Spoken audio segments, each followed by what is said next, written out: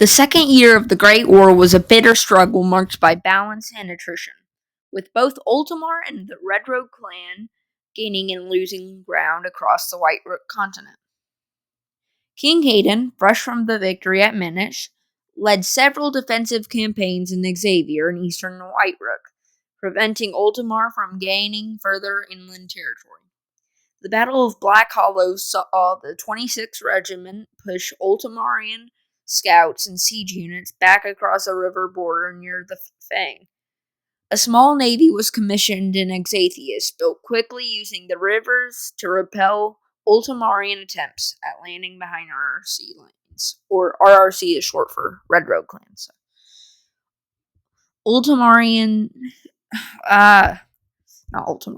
Ultimar's infamous Ash March campaign burned several rebel villages to the west of Xavier, shaking morale and forcing refugees toward Minish and Whitefang.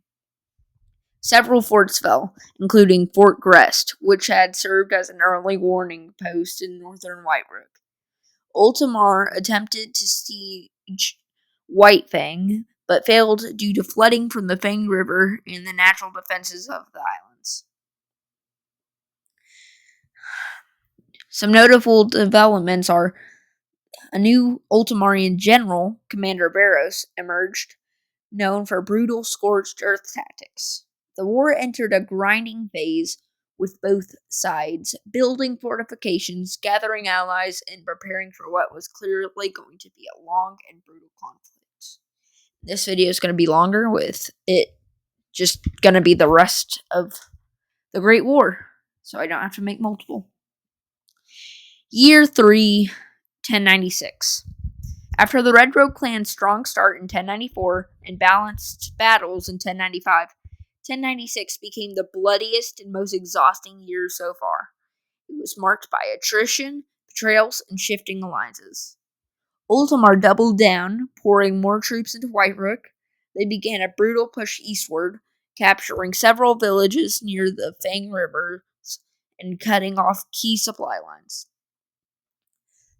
The town of Garnstein, a crucial supply point between Xavier and Exathius, fell to Ultimar. The loss caused morale to drop among the Red Rogue forces, and desertions began to rise in some regiments. The 26th Regiment, elite protectors of Minish, was pulled back to Exathius for reinforcement and naval drills, preparing for a future push. This left the Western Front vulnerable. Meanwhile, Ultimar launched a psychological campaign, sending out letters claiming King Hayden had fallen in battle. These were lies, but they briefly spread confusion among isolated towns. The Fang Rivers became a strategic battleground. Ultimar tried to control bridges and ports to cut off naval movement. Small boat skirmishes and sabotage operations increased.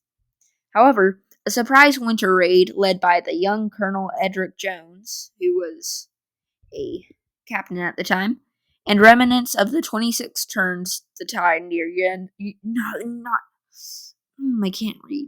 near year's end. They retook a key river fort, restoring passage to supply Exathius and halting Ultimar's river dominance. Exathius itself remained untouched but under heavy pressure. Citizens trained in underground militias, and the military academy began mass training new recruits, anticipating a long war. Sorry, my handwriting is bad, and that's what I'm reading from. That's what I'm reading from. My bad handwriting. You know, I'm just gonna do these 2 years. It's getting late. I'm tired. That's all for the video.